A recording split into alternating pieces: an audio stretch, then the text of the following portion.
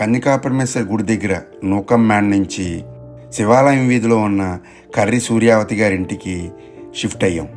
కర్రి సూర్యావతి గారు ఎన్నో గొప్ప మనోభావాలున్న పుణ్యస్త్రీ.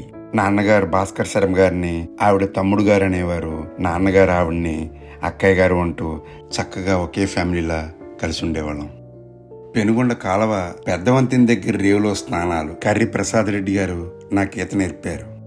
ఆ రోజుల్లో ఆయనతో సైకిల్ మీద బుధవారం సంత ఓ సరదా. కూరగాయల్లో నాణ్యత చూసి మరీ కొనేవారు. కాలావగట్టు మెయిన్ రోడ్డు మీద రాత్రుళ్ళు చెరుగ్గళ్ళు లాగేవాళ్ళం. యలమర్తి ఆంజనేయులు గారికి రోడ్డు సైడ్న ఇసగొట్లు ఉండేవి, వాటిని నేలమట్టం చేసేవాళ్ళం. చాలా అల్లరి చేస్తూ సరదాగా వెళ్ళిపోయిన రోజులవి. పెనుగొండలో దీపావళి పండుగలు చిన్నప్పుడు చాలా సరదాగా ఉండేవి. కర్రి ప్రసాద్ రెడ్డి గారు నెల రోజుల ముందు నుంచి మందు సామాగ్రి తయారు చేయించేవారు. బొగ్గు, గంధకం, సూర్యకారం స్వయంగా వస్త్రకాలితం చేసి సిసింద్రీ మందు కొత్త ఫార్ములాతో తయారు చేసేవాళ్ళం. మతాబాలు, చుచ్చుబుడ్లు కూరడం, తిప్పుడు పొట్లాలు కట్టడం. పెట్ల వేమవరంలో ప్రసాద్ రెడ్డి గారి పొలంలో తాటాకులు కోసి ఎండపెట్టి తాటాకు పెట్టేపకాయలు కట్టేవాళ్ళం. ప్రసాద్ రెడ్డి గారు బాణాసంచా మందు కొన్నిచ్చేవారు కాదు. పెనుగొండలో శాఖా గ్రంథాలయం అప్పట్లో పుస్తక ప్రియులకు ఓ గొప్ప విజ్ఞాన భాండాగారం. అప్పట్లో మా అక్కయ్య గారి కోసం తరచూ శాఖా గ్రంథాలయానికి వెళ్తూ ఉండేవాడిని. అది ఆ రోజుల్లో గాంధీ బొమ్మల సెంటర్లో ఉండేది. బుచ్చిబాబు, ఎద్దనపూడి సులోచనారాణి, మాదిరెడ్డి సులోచన, ఎండమూరి వీరేంద్రనాథ్, అడవి బాపిరాజు, సూర్యదేవర రామ్మోహన్ రావు, గోపీచంద్ తదితరులు ఆ రోజుల్లో ప్రముఖ రచయితలు. వెన్నెల్లో ఆడపిల్ల, చివరకు మిగిలేది, అగ్నిపూలు, తులసీదళం, గిరిజా కళ్యాణం, అభిలాష, కీర్తి కిరీటాలు, సెక్రటరీ, హిమబిందు, త్రినేత్రుడు అప్పట్లో గొప్ప ప్రసిద్ధి పొందిన నావెల్స్. ఆ రోజుల్లో పెనుగొండ శాఖా గ్రంథాలయం వారోత్సవాలు చాలా ముమ్మరంగా జరిగేవి. The Penugonda youth chamber of fine arts సంస్థ పెనుగొండలో ఘంటసాల వర్ధంతి చేసేవారు.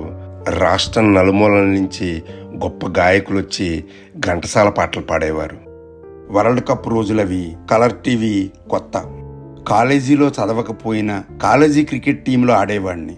గోపవరపు వెంకట్రావు గారు క్రికెట్లో నిష్ణాతునుడు. నాకు ఆయన క్రికెట్ నేర్పారు. వెంకట్రావు గారు బౌలింగ్ చేస్తూ ఉంటే ఆ రోజుల్లో కపిల్ దేవ్లా ఉండేది.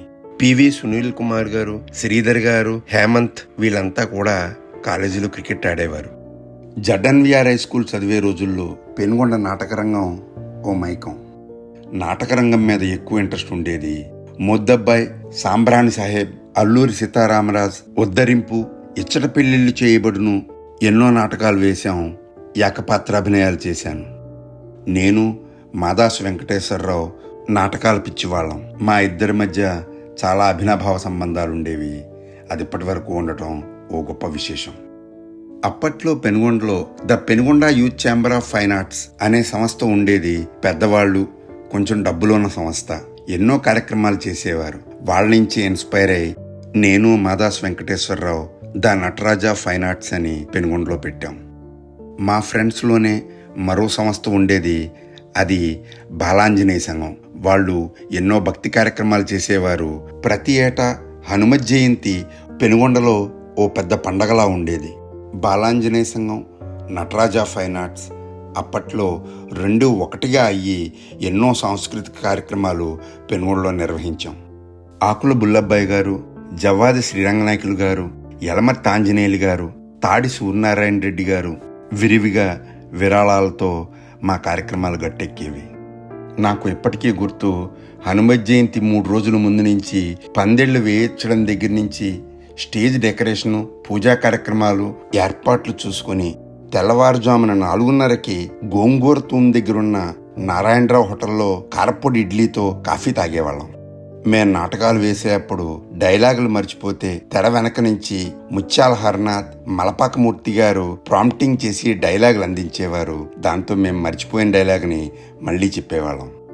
మాదాసు వెంకటేశ్వరరావు ఆ రోజుల్లో ఏకపాత్రాభినయాలుగా ఎన్నో రోడ్ షోలు చేశాడు. ఛత్రపతి శివాజీ, రావణ బ్రహ్మ, యమధర్మరాజ్ ఇలా ఎన్నో పాత్రలు. ఓసారి జవ్వాదివారి వీధిలో దున్నపోత మీద కూర్చుని యముడిగా దర్శనం ఇచ్చాడు. రోడ్డు మీద చూసి ఆశ్చర్యపోయాను. తెల్లని లాల్చీ పంచితో, ఉండ్రా అబ్బాయి ఓ చుట్ట కాల్చాలి అనేవారు. లంక పొగాకుతో చుట్టిన చుట్ట కాలుస్తూ నాటకాల్లో పాత్రలకు అనుగుణంగా మేకప్ వేసేవారు అమ్మిరాజు మాస్టర్. మేం వేసిన ప్రతి నాటకానికి ఆయన మేకప్ మాకు వేసేవారు. టైం అయిపోతుంది, మా గుండెల్లో రైళ్లు పరిగెట్టేవి. చుట్ట కాల్చి వచ్చేవారు, మేకప్ మొదలు పెట్టేవారు. పాత్రలకు అనుగుణంగా మేకప్ వేయడం ఆయనకి ఆయనే సాటి. అనుకున్న టైంకి స్టేజ్ మీద నిలబెట్టేవారు.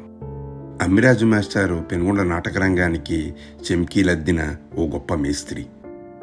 ఓసారి అమ్మిరాజు మాస్టారు మేకప్ వేయడానికి వేరే కారణాల వల్ల రాకపోతే గెరటారెడ్డి పిలుపు మేరకు వాళ్ళ ఊరెళ్ళాం. చిన్నవరప్పట్లో నాటకాలు, నేను ముత్యాలహరి మేకప్ వేయడం అదో వింత అద్భుతం. నాటకం వేయడానికి స్టేజ్ లేదు. ఆ ఊళ్ళో ఉన్న ఓ ట్రాక్టర్ని వేదికగా ఏర్పాటు చేశారు.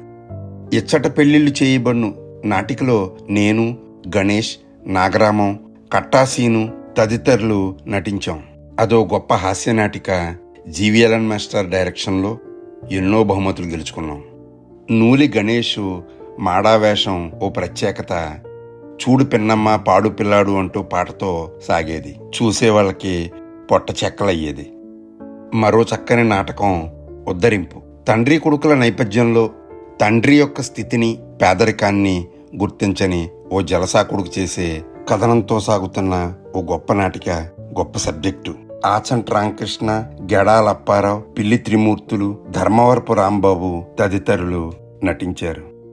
తరచూ విజయవాడ వెళ్తూ ఉండేవాడిని.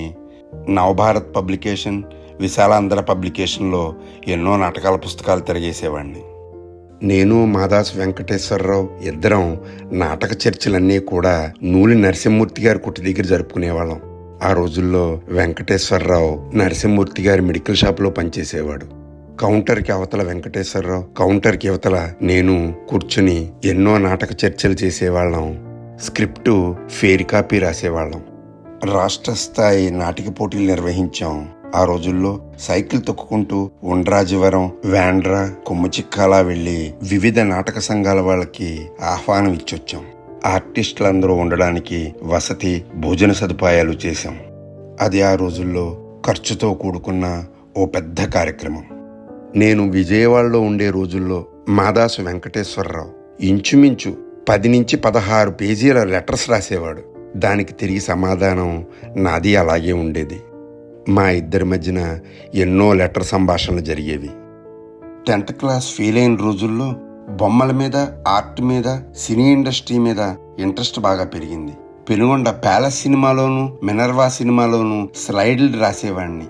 సినిమా ఇంటర్వెల్లో వచ్చే విశ్రాంతి స్లైడు ఆ రోజుల్లో నాదే ఉండేది. ఎన్టీఆర్, ఏఎన్ఆర్, కృష్ణ, శోభన్ బాబు, చిరంజీవి సినిమాలకు స్లైడులు రాసేవాడిని. ఆ రోజుల్లో మద్రాస్ సినీ ఇండస్ట్రీలో లంక భాస్కర్, ఈశ్వర్ అని ఉండేవారు. గొప్ప పేరు మోసిన సినీ ప్రచారకర్తలు. నేను రాసిన సినిమా టైటిల్స్, సినీ ప్రముఖుల చిత్రాలు వేసి వారికి ఆ రోజుల్లో మద్రాస్ రిజిస్టర్డ్ పోస్ట్లో పంపాను. కానీ జవాబు ఏ ఒక్కరోజు రాలేదు. అందరూ అనుకునేటట్టుగా ఆర్టిస్ట్ అంటే గోడ మీద, రోడ్ల మీద బొమ్మలు వేసుకోవడమే అనుకునేవారు. కొన్నాళ్ళు మేనమావ ఇంట్లో విజయవాడలో ఉన్నాను. మా మేనమావ గారు నన్ను తీసుకుని సినిమా కటౌట్ కంపెనీలో జాయిన్ చేశారు. చిరంజీవి ఖైదీ సినిమా 30 అడుగుల కటౌట్కి రంగులు వేశాను. వాళ్ళు పని నేర్పకుండా టీ, కాఫీ, బీడీల కోసం నన్ను బయటికి పంపేవారు. మా మేనమావ గారితో చెప్పి ఆ పని మానేశాను. 10వ తరగతి అయిన తర్వాత వేసంకాలం సెలవుల్లో నేను, ముత్యాల హర్నాథ్, పప్పుప్పుల శ్రీనివాస్, మార్టేరు వీడియో పార్లర్ సినిమాలు చూడడానికి వెళ్ళేవాళ్ళం. అలా ఎన్నో ఇంగ్లీష్ సినిమాలు మార్టేరులో చూశాను. ఆ వీడియో పార్లర్లో సినిమా మధ్యలో ఓ గోల్డ్ స్పాట్ కూల్ డ్రింక్ కూడా ఇచ్చేవారు. అదో గొప్ప అపురూపమైన జ్ఞాపకం. అలా చూసిన సినిమాలే fist of fury, Bruce Lee, enter the dragon, return of the dragon, Dracula, evil dead, Mackenna's gold, 36 chamber of షవలెన్. ఇవి గోల్డ్ స్పాట్ డ్రింక్ తో మార్టేర్ వీడియో పార్లర్లో చూసిన ₹5 సినిమాలు. ఆ రోజుల్లో నేను బ్రూస్లీకి ఓ పెద్ద అభిమాన్ని. బ్రూస్లీలాగే ఇటకలు పగలగొట్టడం, వేడిగా ఉన్న ఇసుక మూకుల్లో అరచేతులు కాల్చడం అప్పట్లో కొన్ని పిచ్చి చేష్టలు. నాన్చాక్ బ్రూస్లీలాగే చాలా బాగా తిప్పేవాణ్ణి.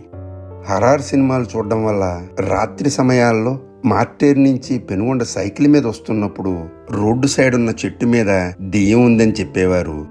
కొంచెం భయపడేవాళ్ళం. సైకిల్ కొంచెం ఫాస్ట్గా తొక్కి పెనుగొండొచ్చి పడేవాళ్ళం.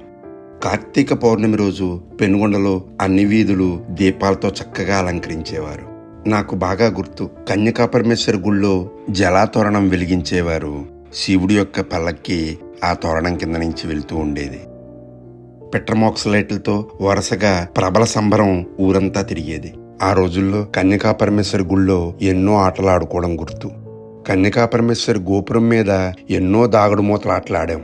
గుడి పై శిఖరం వరకు ఎక్కేవాళ్ళం. నాకు తెలిసిండే ఆ రోజుల్లో పావలాతో ఎక్కామేమో అని గుర్తు. శివాలయం వీధిలో ఉన్న కర్రి సూర్యావతి గారి ఇంటి నుంచి కన్యకాపరమేశ్వరి గుడి దగ్గర సొంత ఇల్లు కొనుక్కోవడం జరిగింది. ఆ రోజుల్లో జడ్డన్విఆర్ హై స్కూల్లో నాన్నగారు పనిచేస్తున్నప్పుడు ఆయన జీతం 1525 రూపాయల 75 పైసలు. నలుగురు పిల్లలతో ఓ నేలబారు మనిషి జీవితంలో ఆనందంగా అపురూపంగా గడుస్తున్న రోజులవి. అవి మధ్యతరగతి జీవితంలో అమూల్యమైన క్షణాలు. కన్యకాపరమేశ్వరి గుడి దగ్గర ఉన్న వీధిలో బ్రాహ్మలు పూజారులు ఎక్కువగా ఉండేవారు. నేమానివారి కుటుంబాలు ఎక్కువగా ఉండడంతో ఆ వీధికి నేమానివారి వీధి అని పేరు వచ్చింది. సంవత్సరానికి ఒక్కసారైనా పెనుగొండ వెళ్తాను. మిత్రుల్ని, శ్రేయోభిలాషుల్ని కలుస్తాను. అదే ఊరు, అదే మనుషులు, కాలంతో గడిచిన నా చిన్ననాటి జ్ఞాపకాలు. పెనుగొండంతా నా వాళ్ళుగా, అందులో ఏ కొంచెం భాగమో భూమి పంచుకు పుట్టినట్లు అనిపిస్తుంది. కానీ నా జీవితంలో అతి ముఖ్యమైన దశలో ప్రధాన పాత్రను పోషించిన పెనుగొండ ఎప్పుడూ బంగారు జ్ఞాపకాలతో నన్ను పలకరిస్తూనే ఉంటుంది. 1985లో సగం చంపుకున్న మనసుతో హైదరాబాద్ ప్రయాణం.